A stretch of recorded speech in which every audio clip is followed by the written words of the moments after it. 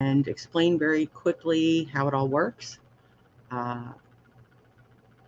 Everyone watching is able to actually join the conversation and come in either through video or through audio or through your comments in the chat. Whatever way is most comfortable for the people watching. And if you would like to come in through video, there is a link in the episode description. It's at the top of the episode description that says join the conversation. And what you would do is you would click on that link. It opens into a separate window, follow the prompts, and you can actually come in and be on screen and speak. If you want to come in through video but don't want to be on camera, there is an option to turn your camera on or your camera off. So there'll be like a little emoji of you on the screen and your voice. You can also, there will be a number that I'll put up if you would rather come in through audio through a phone. And again, or you can just comment in the comments. And we're going to be talking about a lot of topics this evening. Just the craziness with more mass shootings in Texas. The incident also in Texas where a person drove his car through a bunch of people waiting for the bus and killed multiple people and injured others. I've come across some really strange and wonderful stories in my preparation for tonight that I'm going to share some of them with you because we'll talk. And then also the big thing will be discussing the verdict in the federal case filed by E. Jean Carroll against former President Donald Trump, where a verdict was issued by the jury today, finding Trump liable, not guilty. This isn't a criminal. I've seen a lot of mischaracterization across the internet today after the verdict results came out. Donald Trump was not convicted of anything. This is a civil case. There is no guilty, no not guilty in a civil case. It's just whether or not the person that's being sued is liable or responsible, whatever the phrasing will be depending upon the case. And that's generally speaking. I'm not a lawyer. This is not legal advice. I've seen questions about whether or not Donald Trump will have to be put on the sex offender registry. That's part of a criminal case, which this was not. I've seen a lot of just incorrect wording when it comes to the verdict. So, you know, we can get into it right now. We will pull up the actual completed jury verdict form in the case, and we are going to read it. Let me see if I can make me a little smaller. Make this a little bigger. So, we have the United States District Court, Southern District of New York. So this is a federal case. This is not a state of New York case. E. Jean Carroll plaintiff against Donald J. Trump defendant. Verdict form. Battery. Did Ms. Carroll prove by a preponderance of the evidence that one, Mr. Trump raped Ms. Carroll? And the jury determined no. 2, that Mr. Trump sexually abused Ms. Carroll? Yes. 3, Mr. Trump forcibly touched Ms. Carroll, which there's no answer listed here. 4, Ms. Carroll was injured as a result of Mr. Trump's conduct? Yes. And then if yes, insert a dollar amount that would fairly and adequately compensate her for that injury or those injuries. And the jury entered $2 million. 5, Mr. Trump's conduct was willfully or wantonly negligent, reckless, or done with a conscious disregard of the rights of Ms. Carroll, or was so reckless as to amount to such disregard. Yes. If yes, how much, if any, should Mr. Trump pay to Ms. Carroll in punitive damages? $20,000. Defamation. Did Ms. Carroll prove by a preponderance of the evidence that, number 6, Mr. Trump's statement was defamatory? Yes. Did Ms. Carroll prove by clear and convincing evidence that 7, Mr. Trump's statement was false? Yes. 8, Mr. Trump made the statement with actual malice? Yes.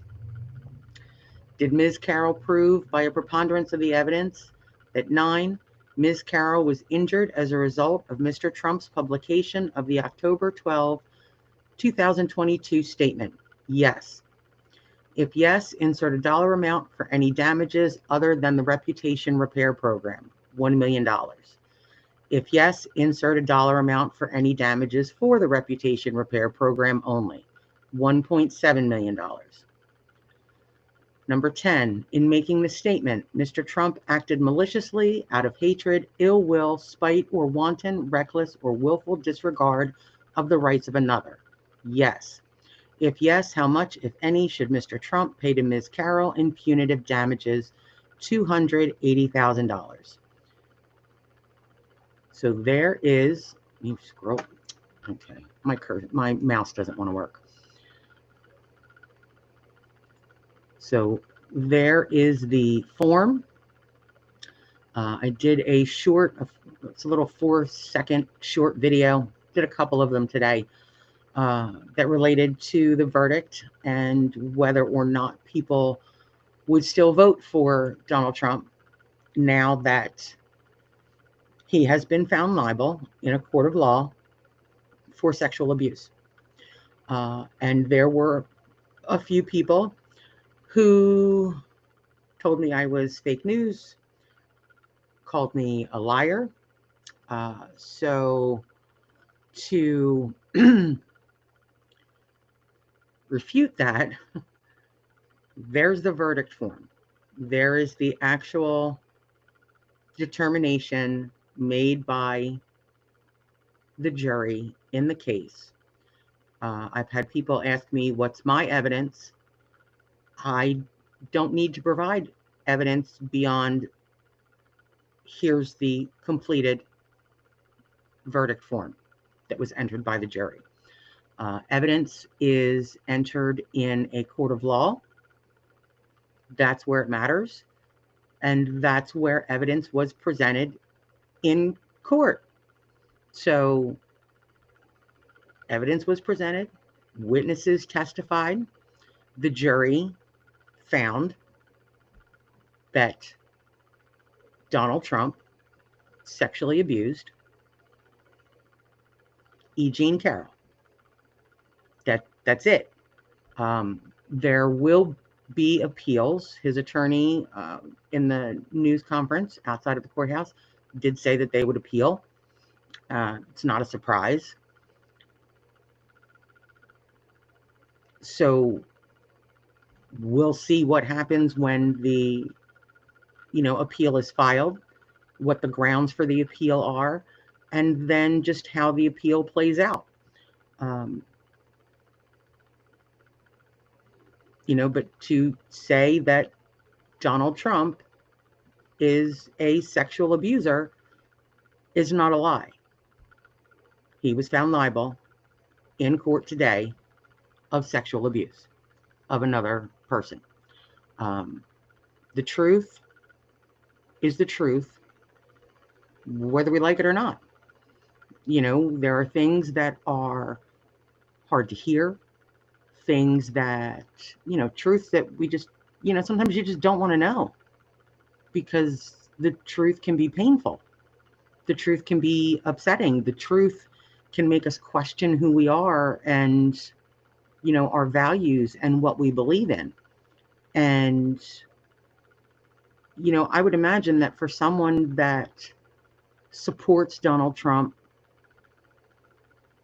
that at this point you may feel like you're stuck, that you kind of, whether you privately, dislike all the nonsense and the different things that he's done, calling someone else a liar or saying, well, I don't believe it. I don't believe that he did it. You don't have to believe that he did it. A jury found that he did. Anyone's feelings and beliefs, they don't matter. Not mine, not anyone else's. Because the fact is, he was found liable in court of sexual abuse. So to say that he is a sexual abuser is also the truth.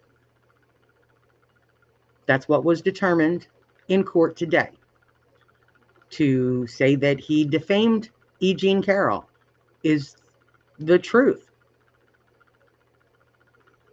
because it was determined in court that he defamed her.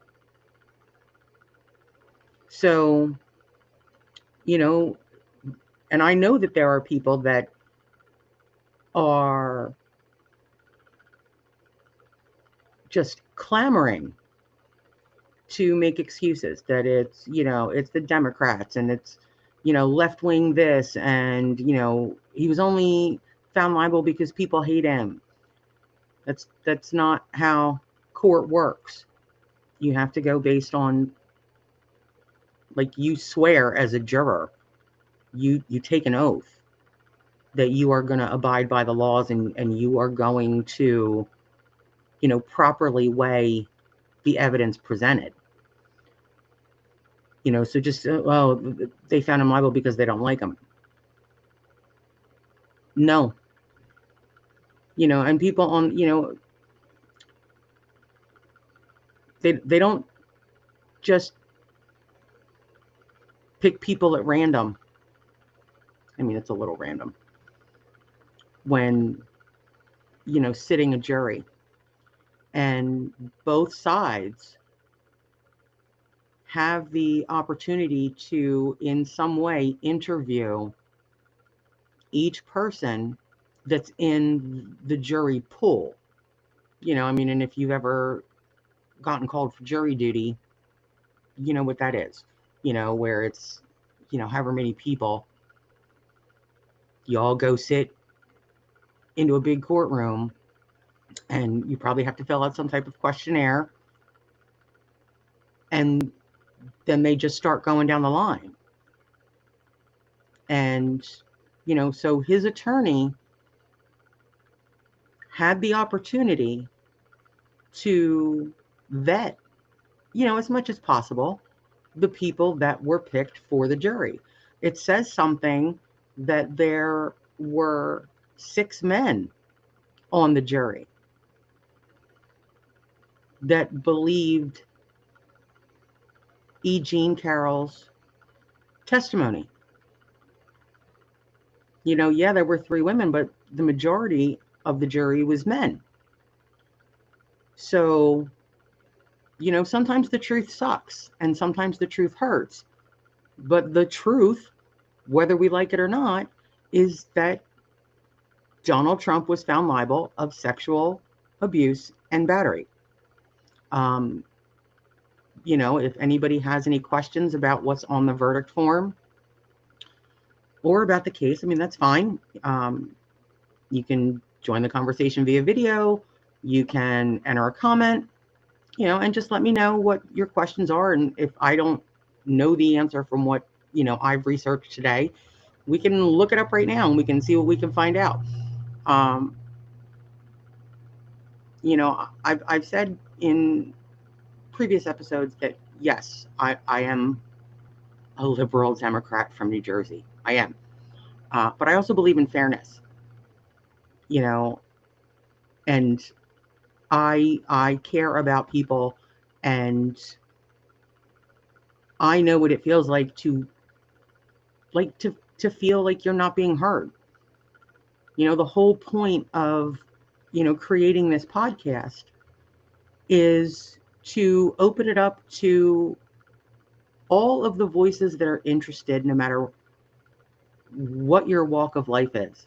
You know, yes, I am a liberal Democrat from New Jersey, you know, but I grew up in the rural part. So, you know, my dad taught me when I was a kid how to shoot a gun. You know, we had 3 acres. You know, that part of it was woods, you know, behind our property.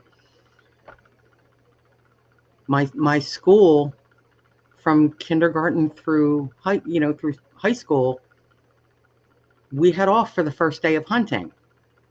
So, you know, while I'm pretty liberal when it comes to, you know, human rights, freedoms, and all that sort of things, I do have things, you know, I do have topics where I'm more on the conservative side or a more moderate side.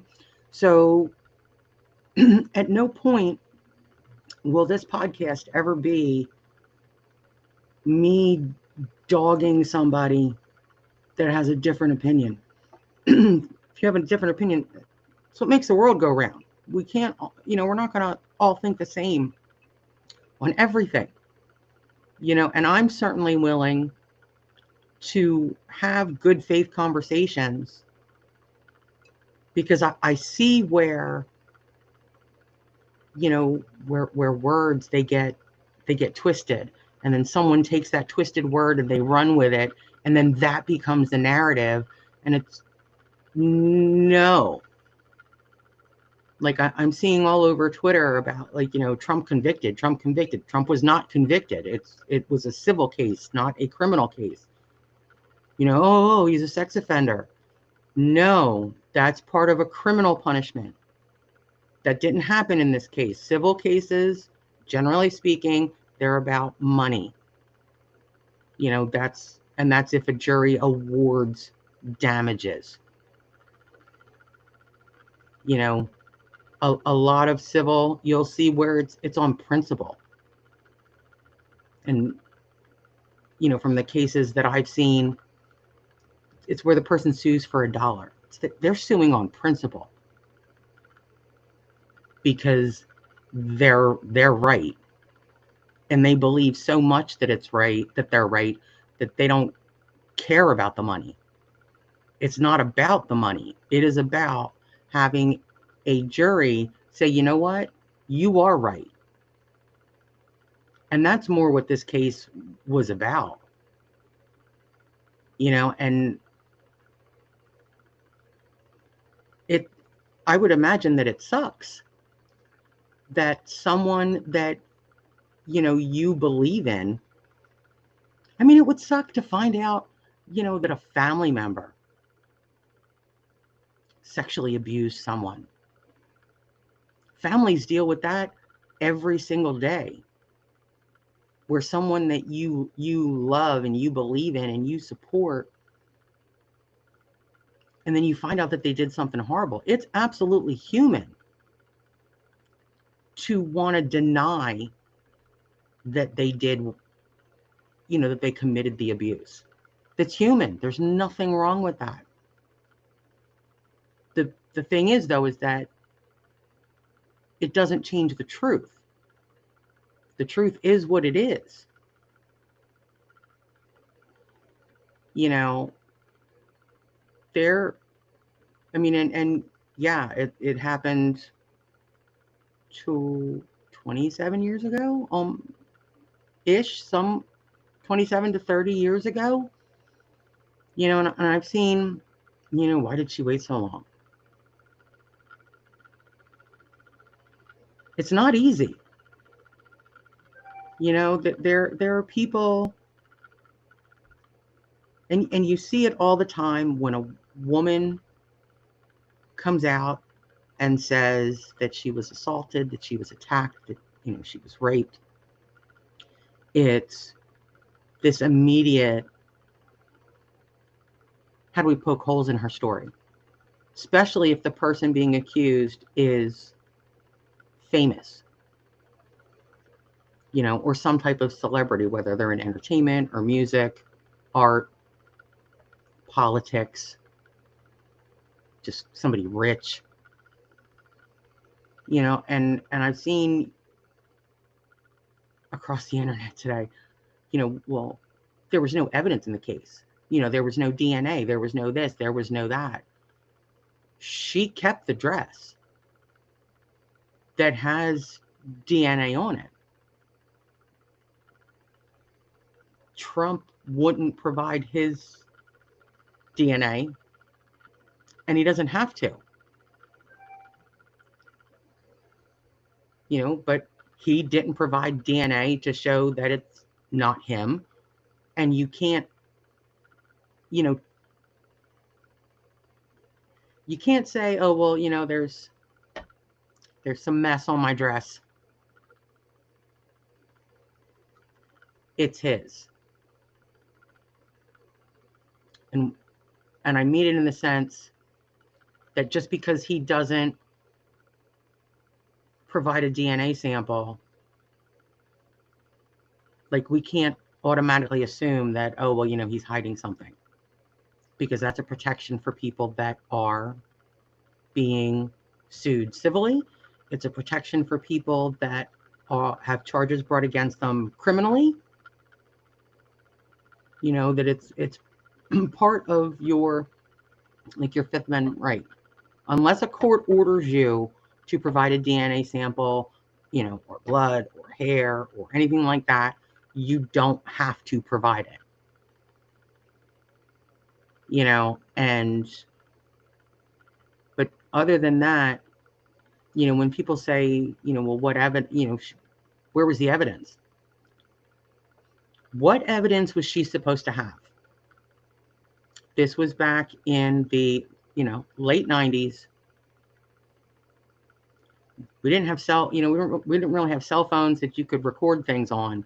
Was she supposed to say, oh, you know, stop what you're doing so I can get a witness to come and watch you do this? Can you hold off so I can go get a video camera? You know, there are so many women that don't report immediately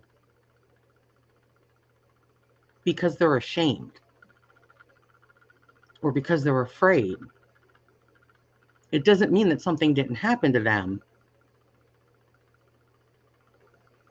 You know, there's no two victims alike. You know, and there are people, you know, that I've seen in comments and tweets and different things. Oh, well, you know, if it was me, I would have done blah, blah, blah, blah, blah.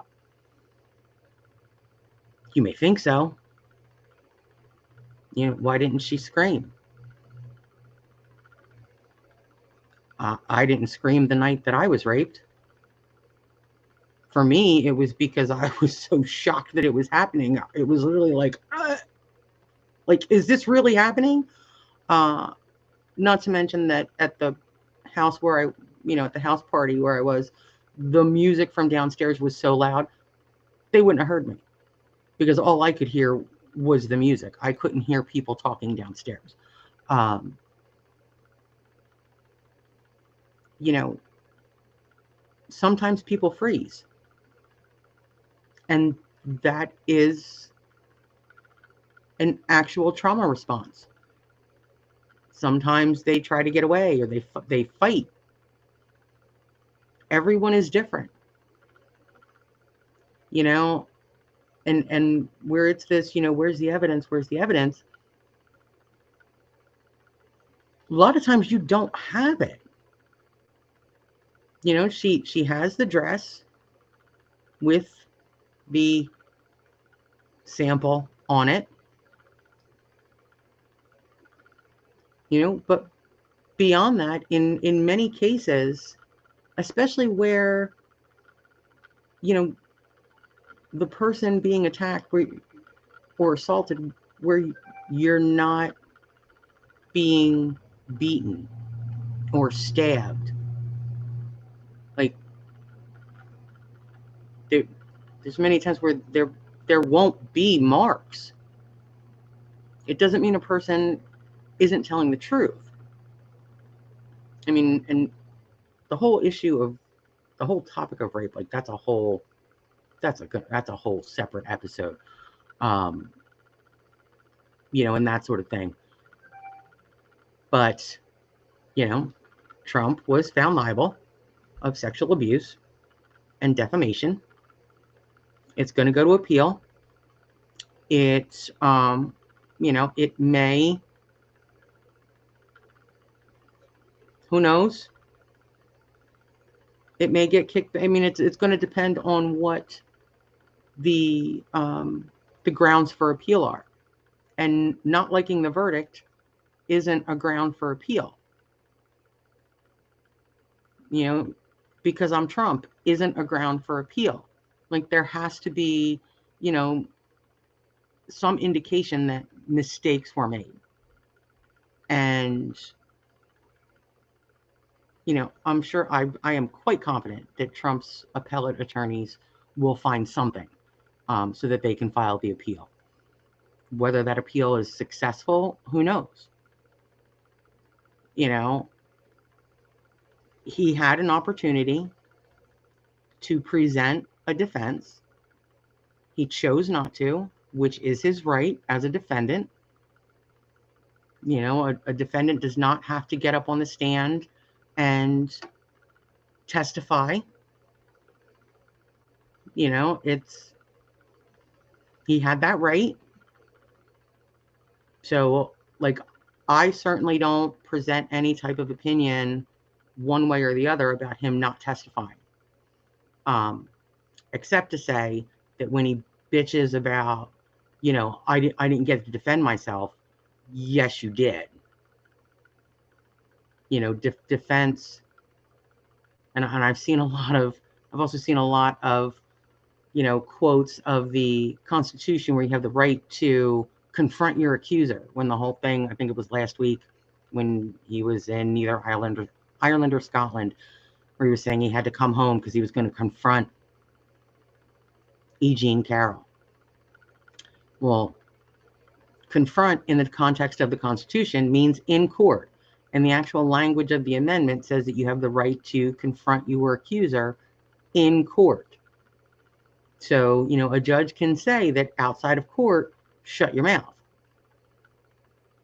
which this judge did. I mean, gag orders are nothing crazy.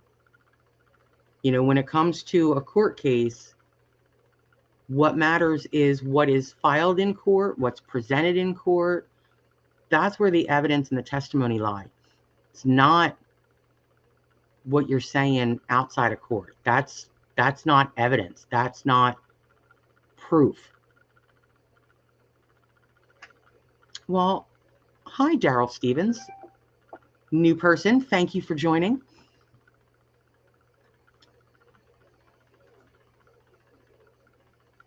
It's a great comment. It says, MO, drag it out, and hope for the best. The man is a habitual liar. He just cannot tell the truth. I would tend to agree with you. Being in New Jersey and being born and raised in New Jersey, I've been aware of Donald Trump. It feels like forever. You know, first, you know, he's just this rich guy in New York, whatever. You know, and then it was the whole Central Park 5 thing and the ad that he took out in the paper that he has since doubled down on. You know, but then I became aware of Trump the businessman and just his MO of, you know, hiring contractors and businesses to do work for him. And then before that work is finished, he decides he doesn't like it.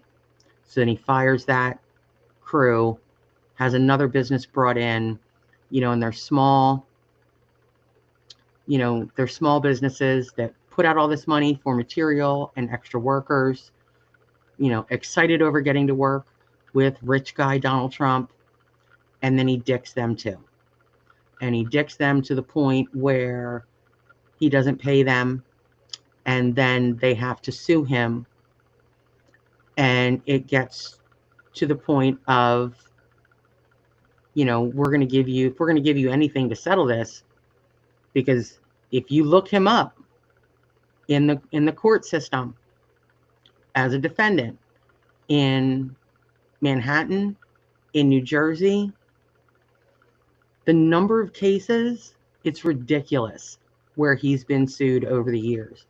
And it's all by these little mom and pop companies that are sometimes put out of business because they had to put out so much to do the work for him that they don't recover from suing him, that they end up bankrupt or going out of business. And he's notorious for that, especially Atlantic City, where he had his casinos and shit. Yeah, and and I would also agree with Daryl that there are more than one level of justice in this country, depending upon how much money you have. And I mean, that's true. Excuse me. Oh, and for the record, tonight's adult beverage of choice is Blackberry Moonshine from Old Smoky Distillery in Gatlinburg, Tennessee. That is yum. If you join me with an adult beverage, please drink responsibly. Please do not drink and drive. And that's my PSA for today. Depending upon how much money you have, can and often does determine the kind of treatment you can receive in a court of law. And in a court of law, school, you have more opportunity. Obviously, the more money you have, the better opportunities you have for education. You're going to move in different circles, and the more money you have, the higher those circles go. It seems like it's the worse people are, which is my opinion. It's just my opinion. And where just because you have money that you get treated, you're supposed to be treated with kid gloves. And I would call bullshit on that. I mean, look at the whole Epstein thing. I agree with the people on the right that there is no damn way Jeffrey Epstein unalived himself. Absolutely not. Jeffrey Epstein had he had information on way too many powerful people from all sides of the spectrum.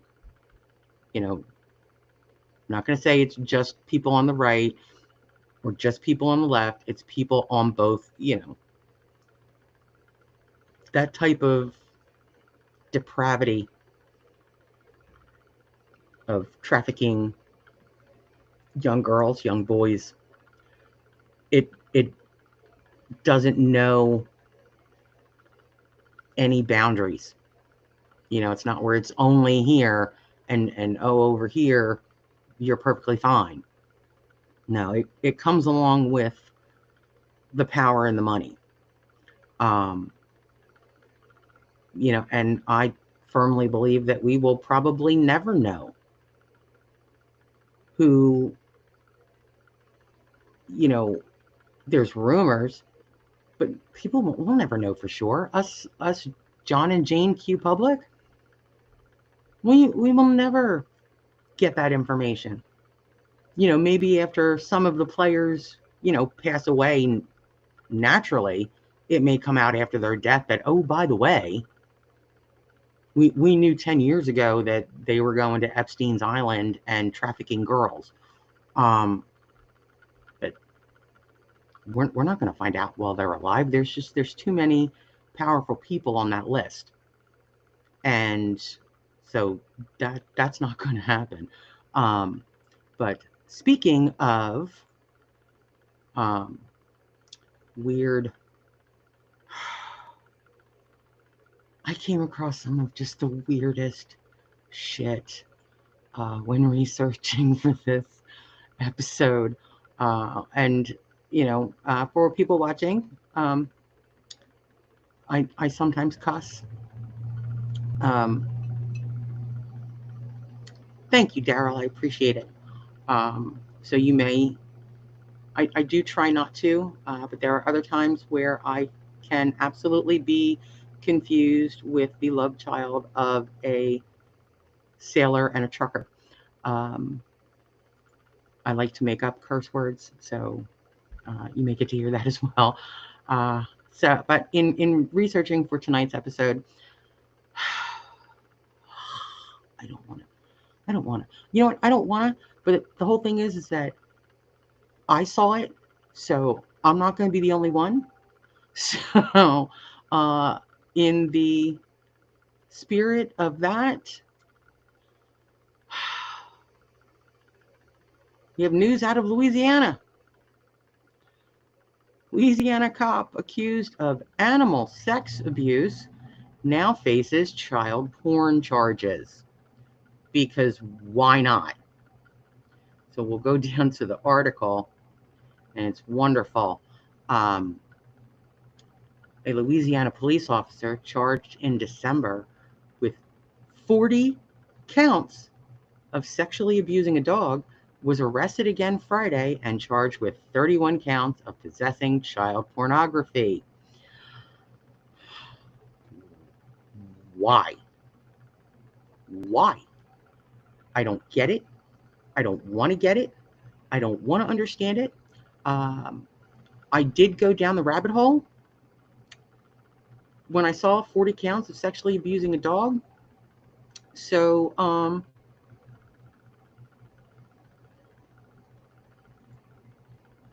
did that come up? Yes, it did.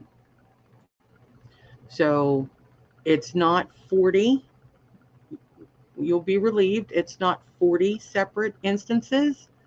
It is 20 separate instances. So each instance is 2 charges. The first is sexual abuse of animals by performing sexual acts with an animal. And they filmed each one of the instances. There's 20 instances. This is why we can't have nice things. This. Stuff like this. And it gets even better. You would think, or worse, depending upon how you want to look at it. Because I kept reading the article that thankfully doesn't go into, graphic details. But apparently this officer received an award in 2018 as he responded to a domestic violence call. Lovely. Wonderful for you, officer. It's great. Doesn't make up for the fact that he had 20 instances of sexually abusing a dog, filming it, and then 31 counts of possessing child pornography. Doesn't matter. But one thing that I also noticed in this article is this section here. The crime of sexual abuse of an animal fell under Louisiana's statute regarding crimes against nature until earlier this year, when a bill signed by Governor John Bel Edwards was enacted to clarify and strengthen the state's law against bestiality. What the hell is going on in Louisiana that their state Congress had to take steps to clarify and strengthen their laws against bestiality? I understand that people, that the pandemic and the lockdown, that it may have gotten lonely. But if we have to clarify and strengthen our law on bestiality, something's wrong. we're taking it a little too far, fellas or people. Don't want to, blame it all on the guys. So there's that. It was at this moment when I decided that I maybe had interneted enough for the day and needed to take a break, because I was just coming across some things that were just, what? So, you're welcome. We also have some new news on Tucker Carlson, that he's found a new job,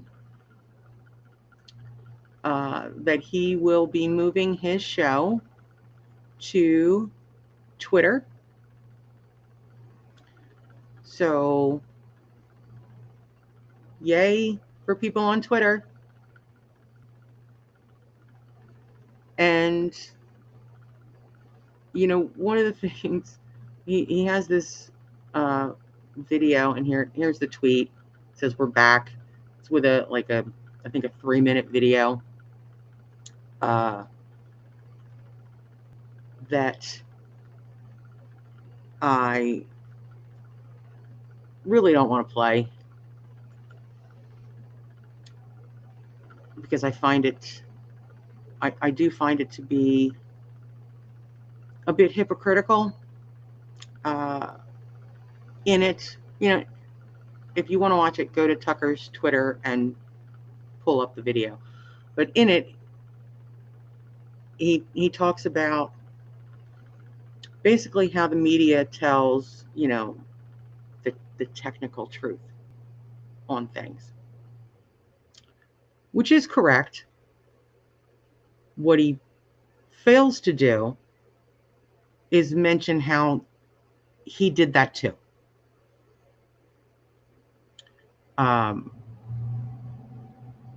It's for someone on the outside looking in. I watched the video, and my first reaction was, have you met Fox News? I mean, and yeah, the media does it all the time. They will thread a whole bunch of truth around bullshit. And, there are a few that don't. There are a few that simply report the facts, no matter what the facts are, which is wonderful.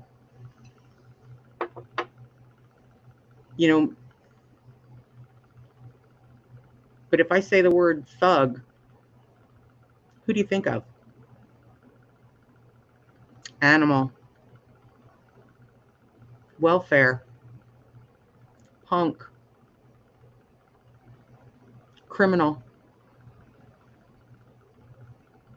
Who do you think of with these words? And some of that is the media.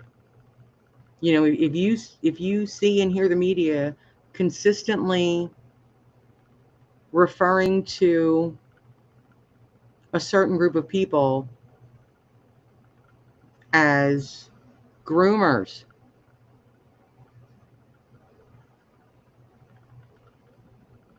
then it is human to at some point fall for it. But one thing with the media that I think some may not may not notice, is that when it comes to the media, if it bleeds, it leads. And we're all guilty of it. We all do it.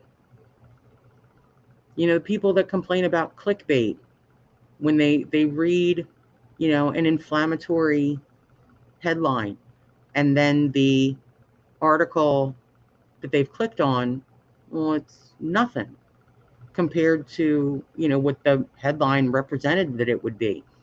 Or the YouTube video or the tweet. People, individuals, corporations, politicians, marketing people, PR people, the media will use negative terminology because people respond more to the negative than they do to the positive, at least from what I've seen. If you're driving down the road and you get stuck in traffic and there's somebody, walking their dog on the side of the road, but then as you finally move up, you realize that there's an accident. Like, when traffic is backed up, you're looking for an accident. You're not looking for the person that's just walking down the street. Or maybe the person, maybe they're passing out flowers to, other people walking down the street, or they're doing something good. They've got some like fundraiser going on for some charity, or some local sports team, or like the Girl Scouts or the Boy Scouts. We're not looking for that. We're looking for, where's the ambulance? Where's the flashing lights? How bad do the vehicles look? What kind of accident is it? We're looking for the negative. And there are people that capitalize on that. They make money off of that. They con people out of money based off of the negativity.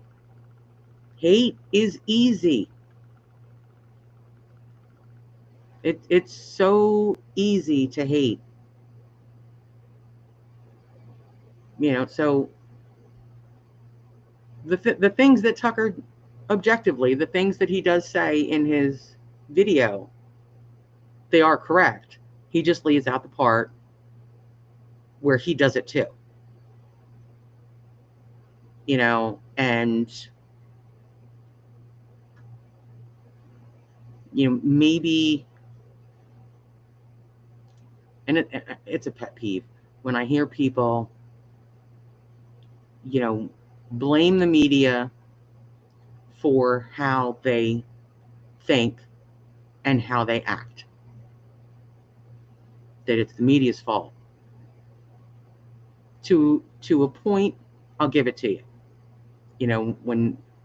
Because sometimes it's difficult to weed through the language and see where it's, where it's flipped, and how it can, make it go off on a tangent or down a rabbit hole. But we choose to believe what we choose to believe. That's on us. We choose to say what we choose to say and what we don't say. We choose how we're going to act, the things we do, the things we don't do, the things we're going to stand up for, and the things we're going to stay seated. I can speak. It's, media plays a part, as do, politicians and con men, people, trying to defraud you of something. But it's our choice what we do with the information that we consume, by however we get it. That's our choice, and so yes, the media to a point, but in my opinion, the rest of it is on us.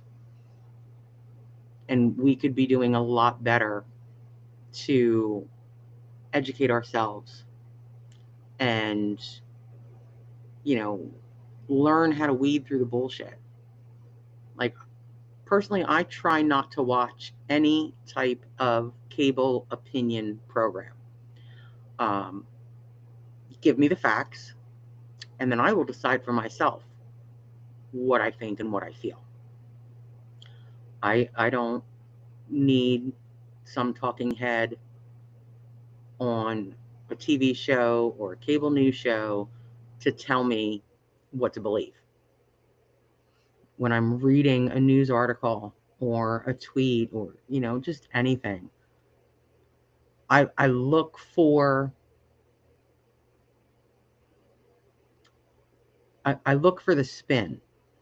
I look for the way things are phrased. Where if you see things that are, such and such destroyed by so and so in, epic debate. Well, that word destroyed, it's clickbait. I can't tell you how many times I've clicked on a video and they didn't get destroyed. These two people had a normal civil debate, but it's designed to get you to click on it. And, and this is more, like, I'm not knocking anybody for falling for the bullshit, because we all fall for the bullshit from time to time. It's just more about, like, trying to look out and,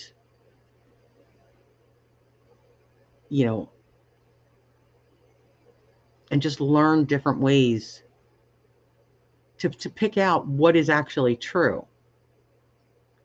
Because the rest of it, you can just, who cares? It's somebody else's opinion.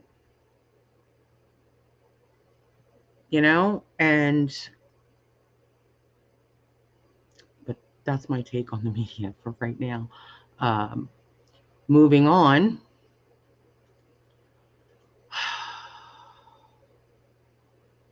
And this one, it bothered me. The whole moral panic about drag shows and trans people and gay and lesbian people. Can we just knock it off? Drag queens aren't, as a general rule, aren't grooming anyone. There's nothing wrong with being a drag queen. There's nothing wrong with playing dress up. The kid wants, if a little girl wants to, dress up like her dad and put on a suit, it's no big deal. It's dress up, it's performance, because, there are people in the performing arts that's part of the performing arts. That, if you don't have, if you have like a male part, but you don't have enough male actors to fill the part, it's perfectly okay to dress a female up as a male to do that part. It's not grooming, it's acting. It's not a big deal. This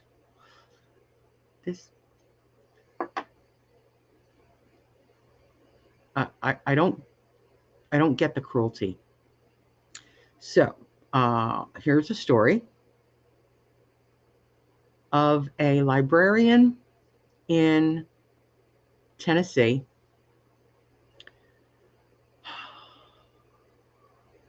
This was for kids kindergarten through second grade. And, not every kid has a mother or a stepmother or an adoptive mother. Some kids don't. And however that family plays out. So Mother's Day for kids that don't have mothers can be a tough day. Same thing with Father's Day for kids that don't have fathers. There's a lot of schools around Mother's Day, Father's Day, Grandparents' Day. They will schedule activities you know, for the moms to come in, for grandparents to come in, for fathers to come in, to celebrate those holidays. And this librarian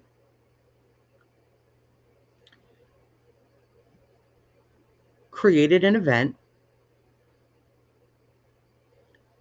that was for the kids that don't have moms for whatever reason.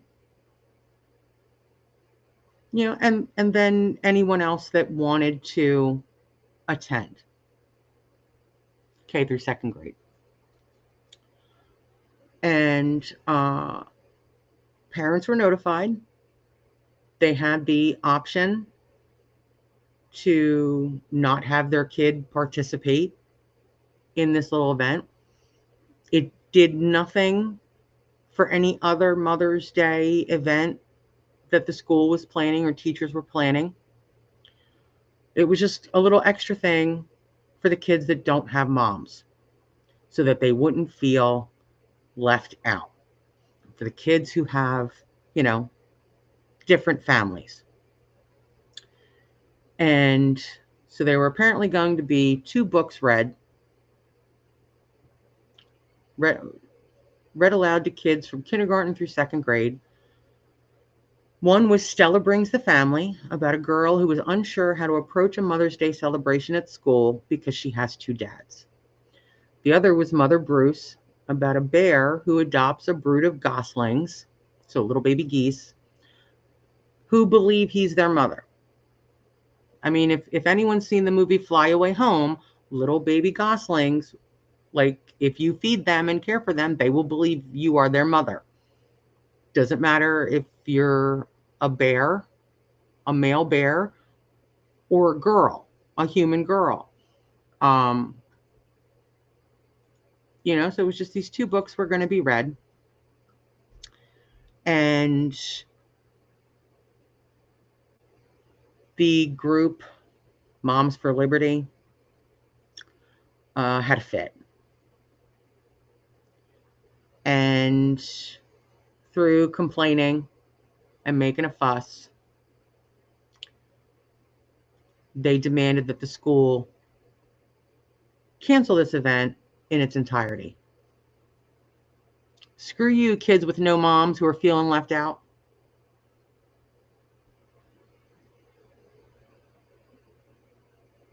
Like, how do we go from it's all about the kids and we need to protect the kids to screw those kids? Like, reading a book, it's not grooming. I know that's the new word du jour. It's not, you know, it wasn't going to turn into some discussion on LGBT families. She's just going to read the 2 books. And there are kids that have gay or lesbian or trans or non-binary parents. Those kids exist. Like, are we okay with being cruel to children? Because the parents had the option to not have their child participate in the event. So if you have, I have to sneeze. Sorry. Excuse me.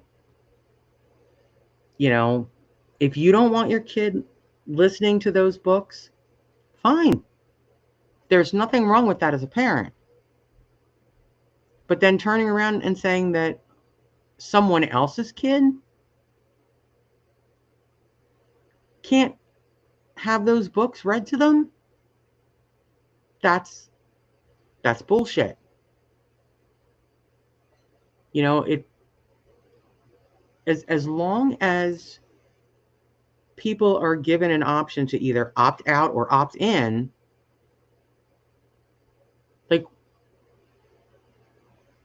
we really shouldn't be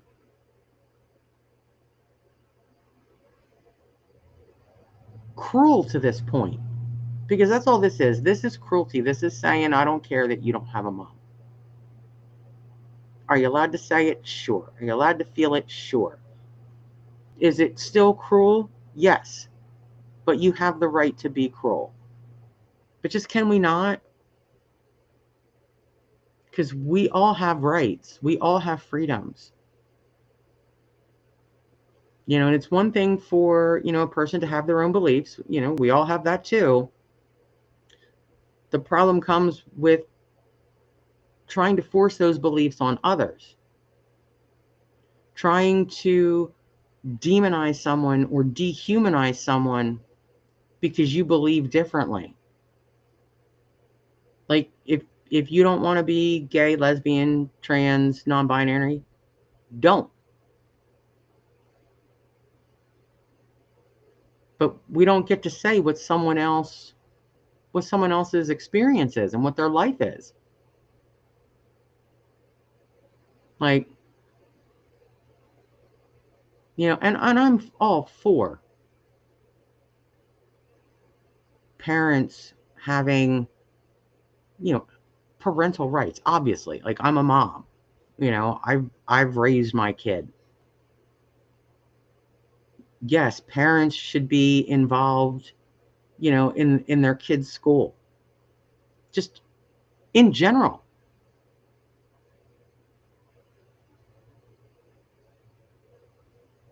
But to determine curricula, I don't know about that. Because most parents aren't also teachers. And in this area, I would love to see parents, become more educated, actually educated on the things that they're objecting to, instead of just following along to what someone else said. Like, oh, I didn't feel like looking it up, but this guy sounds good. That's really not responsible parenting.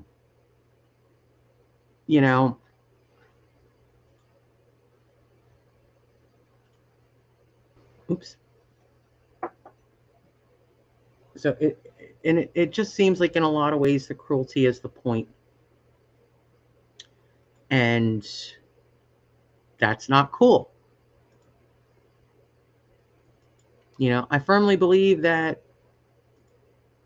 we don't have to like anyone that looks different from us, believes different, loves different, prays different. You don't have to like that person or people.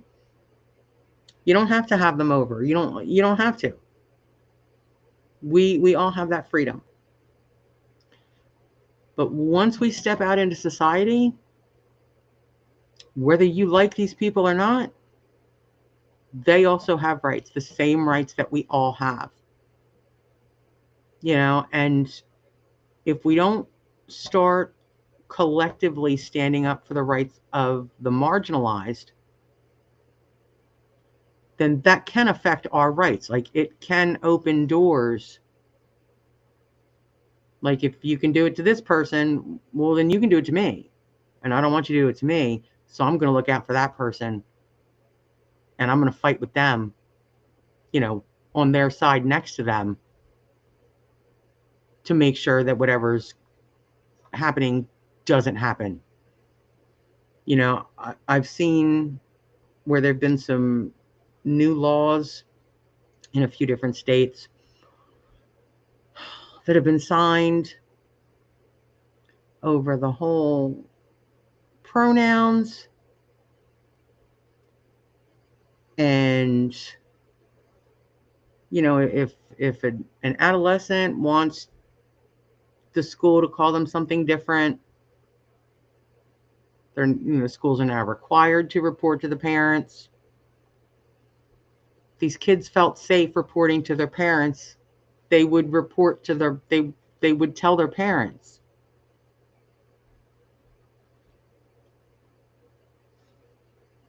And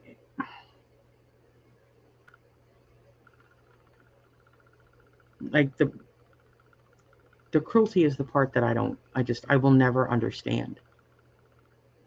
Why people will go out of their way to be cruel, intentionally cruel to somebody that they're just trying to live their life. They're not hurting anybody.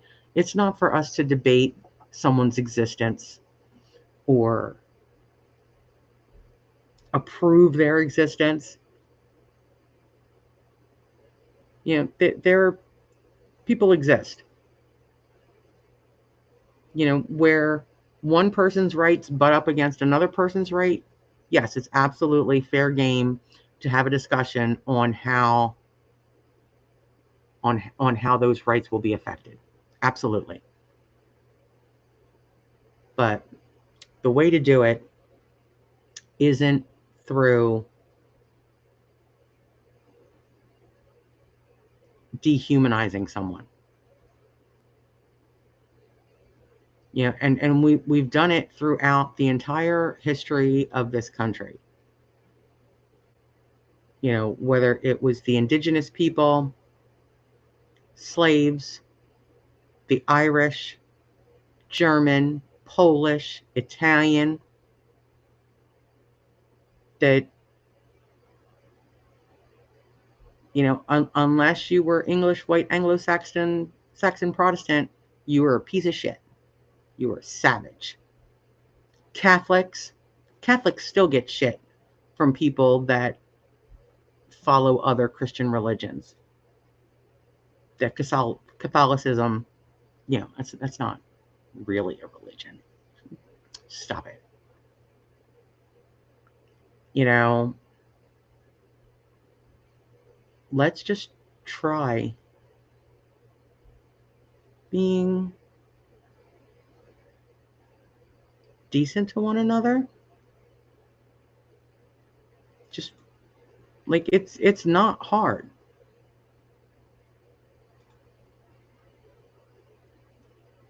You know, but that is pretty much all I have for today. I just went through, just with looking everything up, I was just like, ugh.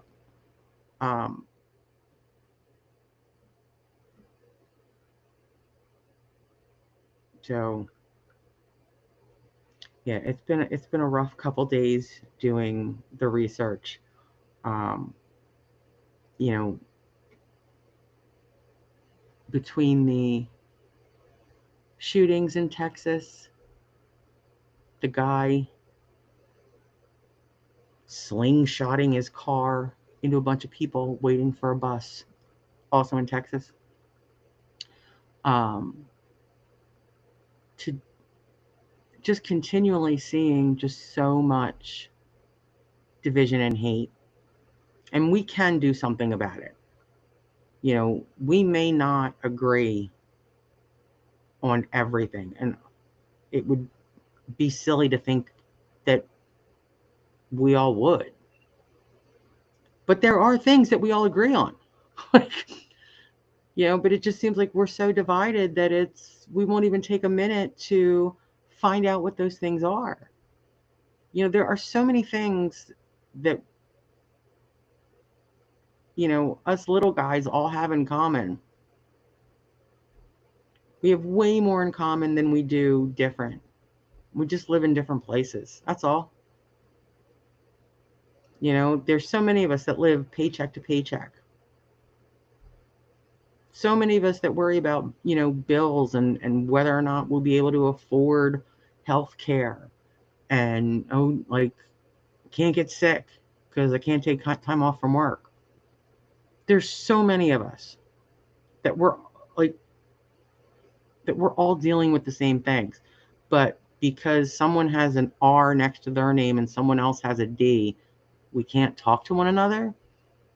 Like, that doesn't make any sense to me. And I personally feel like we can do something about it. Like, hope is not lost. I have not. I'm just getting started. And I'm stubborn. I will dig my heels in like nobody's business. you know, and I'm going to do everything that I can just to make this space open for everyone, whether you're Republican, Democrat, Independent, Green Party. Like it doesn't matter what your political party is, you know, or where you live, whether you're from the city or or the country. Doesn't matter. Your religion doesn't matter. We're all human beings, and I would like to thank all of the people. There's been a nice jump in views on the content. The subscribers, we've hit 100 subscribers, which I think is pretty cool for 2 weeks. I'm very happy about that. There is new merch available. There are 4 t-shirts right now, and it's all print on demand. And there's one shirt, it's to the person behind me, so the design is on the back. That shirt, a percentage of the proceeds from the sale of that shirt will be donated to the American Foundation for Suicide Prevention.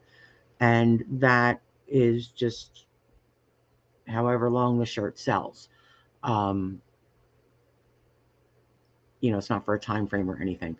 So I would just like to thank everybody that joined tonight, everybody that's going to catch this on the replay.